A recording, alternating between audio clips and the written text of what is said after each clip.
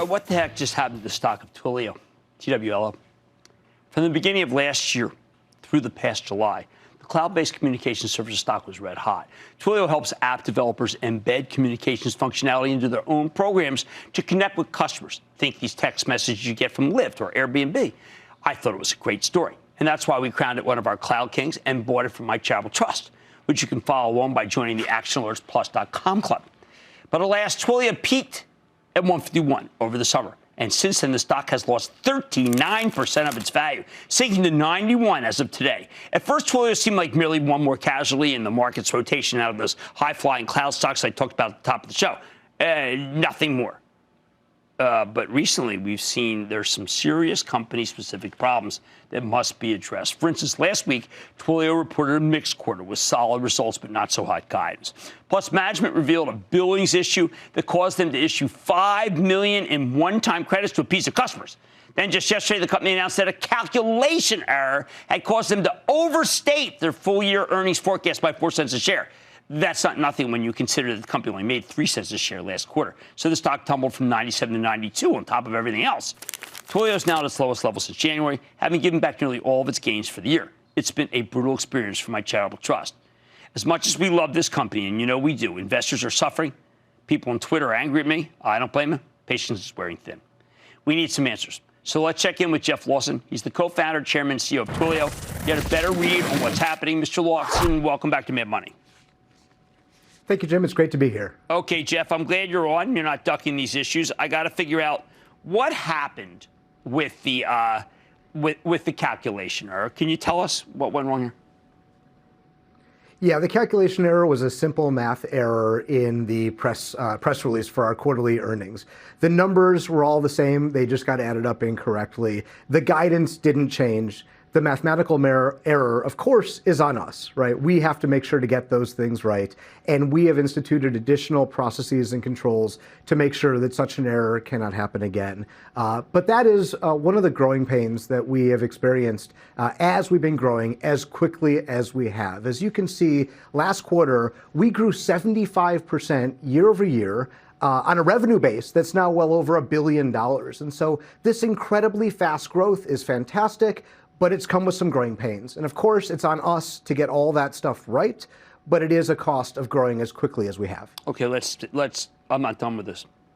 How complicated is the forecast? Is it a simple financial model, or are there complicated calculations within that went wrong?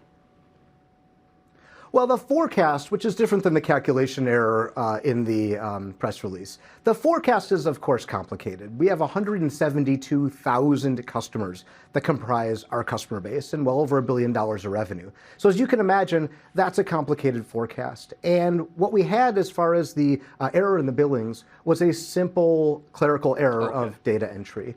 So let's separate those two. Let's deal with the forecast now. We're going to take the error. We're going to trust you and say that was a calculation that just made a mistake. But this forecast is very important because we need to know whether some underlying assumptions changed given the fact you have all this growth, or whether this is just a very hard thing to do.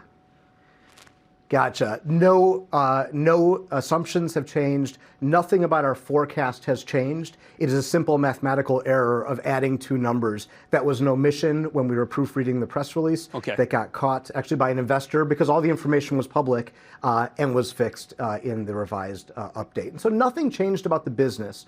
All the inputs look incredibly strong, and we are as confident about the future of the business and the massive opportunity ahead as we have ever been. Okay.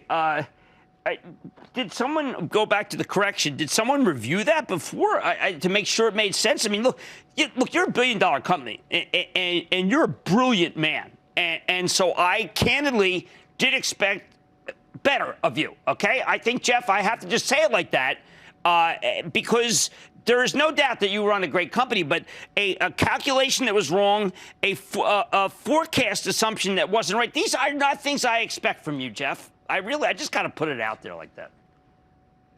Absolutely. It's on us to get the simple calculations correct, and that's why we have instituted more processes and controls. And there were multiple people who proofread the documents and looked at the calculations. Unfortunately, they were all missed. And so we've gone back and said, what is the root cause of how multiple people can look at a calculation, and are reworking that process to make sure that back to the root source of that data, it's got multiple people calculating every one of those things. Because of course, it's on us to give investors the best and most accurate information. And so we take that to heart, and we have gone and are working on that infrastructure, and we've fixed several of the root causes, and we're in the process of fixing a few of the other things. Would something like this actually impact your business? Are there people who are staying, who might be leaving the company because the stock's not going up?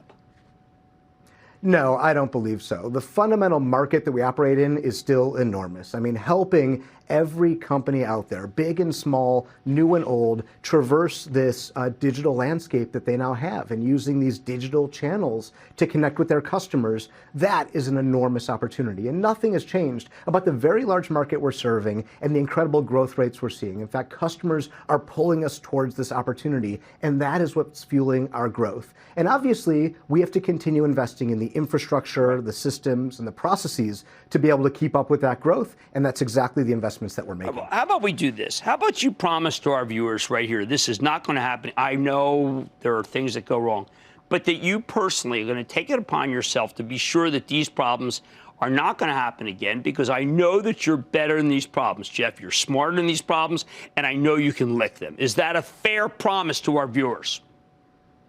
That's a fair promise. I commit to everybody that I am on top of these, and my CFO is on top of these, and we are ensuring that the processes that we're putting in place are there to make sure errors like this don't happen again. Fair enough. That's what I want to hear. You're a gentleman for coming on the show. Thank you to Jeff Lawson. He's the CEO and co-founder, chairman, and CEO of Twilio, TWLO. Mad Money's back after the break. Don't miss a second of Mad Money. Follow @Jim Cramer on Twitter. Have a question? Tweet Cramer. #MadTweets.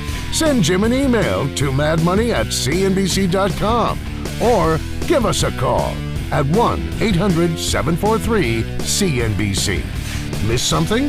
Head to madmoney.cnbc.com.